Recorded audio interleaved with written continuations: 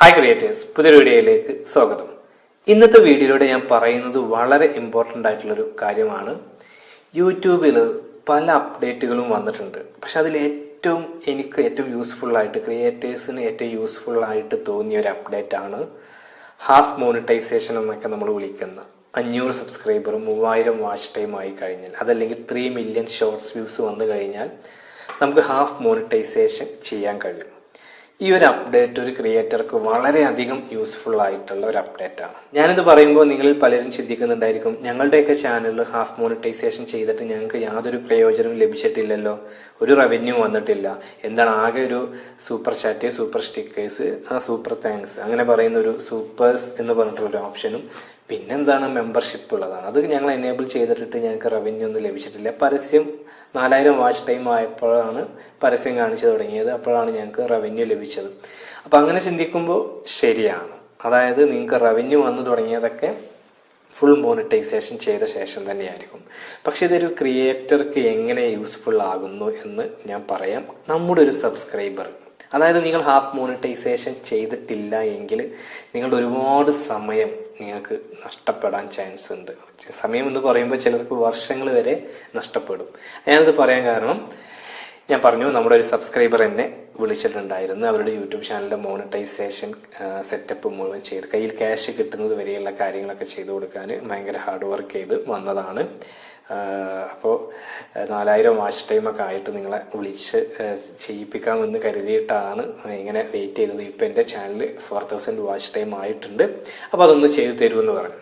അപ്പോൾ അങ്ങനെ ഞാൻ ചാനലൊക്കെ ഓപ്പൺ ചെയ്ത് ചാനൽ മോണിറ്റൈസേഷന് വേണ്ടി അപ്ലൈ ചെയ്തു. അപ്പോൾ ഞാൻ ആ ചാനൽ ചെക്ക് ചെയ്ത് നോക്കിയപ്പോൾ തന്നെ ഞാൻ അവരോട് പറഞ്ഞിട്ടുണ്ടായിരുന്നു, ഇത് റിസ്ക് ആണ് കിട്ടാൻ, മോണിറ്റൈസേഷൻ ആയി കിട്ടാൻ റിസ്ക് ആണ് എന്നുള്ളത്. മാത്രമല്ല, നിങ്ങൾ എന്തുകൊണ്ട് ഹാഫ് മോണിറ്റൈസേഷൻ, അതായത് ആ 3000 വാച്ച് ടൈം ആയപ്പോൾ എന്തുകൊണ്ട് മോണിറ്റൈസേഷന് അപ്ലൈ ചെയ്തില്ല എന്ന് ഞാൻ ചോദിച്ചു. അപ്പോൾ നമ്മുടെ സബ്സ്ക്രൈബർ പറഞ്ഞത്, അത് ചെയ്തിട്ട് പ്രത്യേകിച്ച് കാര്യമില്ല എന്നാണ് എൻ്റെ ഫ്രണ്ട്സ് ഒക്കെ പറഞ്ഞത്. ഫ്രണ്ട്സായിട്ടുള്ള ക്രിയേറ്റേഴ്സൊക്കെ പറഞ്ഞത്, അവർക്കൊന്നും വരുമാനം വന്നിട്ടില്ല, പിന്നെ എന്തിനാണ് ചെയ്യേണ്ട ആവശ്യമൊന്നുമില്ലല്ലോ, അത് അത്ര നല്ലതൊന്നുമല്ല എന്ന് പറഞ്ഞു എന്ന് പറഞ്ഞു. പക്ഷേ ഈ ഒരു ക്രിയേറ്റർ ആ ഒരു ഹാഫ് മോണിറ്റൈസേഷൻ്റെ ആ ഒരു സംഭവം ചെയ്യാഞ്ഞത് അവർക്ക് വലിയൊരു നഷ്ടമാണ് ഉണ്ടാക്കിയത്. കാരണം എന്താണെന്ന് വെച്ച് കഴിഞ്ഞാൽ, അവർക്ക് റവന്യൂ അല്ല അവിടെ നഷ്ടമാവുന്നത്, അവർക്ക് ഇപ്പോഴും റീയൂസഡ് ആണ് വന്നിട്ടുള്ളത്. പക്ഷേ നമ്മളവിടെ മനസ്സിലാക്കേണ്ട കാര്യം, ഈ 3000 വാച്ച് ടൈമിൽ ഇവർ മോണിറ്റൈസേഷന് വേണ്ടി അപ്ലൈ ചെയ്തിരുന്നെങ്കിൽ ആ സമയത്ത് തന്നെ ഈ റീയൂസ്ഡ് പ്രോബ്ലം നമുക്ക് അറിയാൻ കഴിയുമായിരുന്നു. അതായത് യൂട്യൂബ് പറയുമായിരുന്നു, നിങ്ങൾക്ക് റീയൂസ്ഡ് കണ്ടന്റ് ഉണ്ട്, അതുകൊണ്ട് ഈ ഒരു മോണിറ്റൈസേഷൻ ഞങ്ങൾ അപ്രൂവ് ചെയ്യുന്നതല്ല എന്ന്. ഏത് സമയത്ത്? 3000 വാച്ച് ടൈം അല്ലെങ്കിൽ 3 മില്യൺ ഷോർട്സ് വ്യൂസ് വന്ന സമയത്ത് തന്നെ യൂട്യൂബ് നമ്മളെ അറിയിക്കുമായിരുന്നു. അപ്പോൾ ആ സമയത്ത് നമുക്ക് ബാക്കി സമയം നമുക്കത് ആ തെറ്റുകൾ തിരുത്തി നമുക്ക് മുന്നോട്ട് പോവാൻ കഴിയുമായിരുന്നു.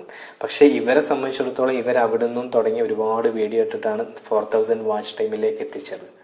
അപ്പോൾ ഈ ഒരു 4000 വാച്ച് ടൈം കംപ്ലീറ്റ് ആയപ്പോഴാണ് അവരറിയുന്നത് ഞാൻ ചെയ്യുന്ന വീഡിയോ ശരിയായ രീതിയിലല്ല എന്നുള്ളത്.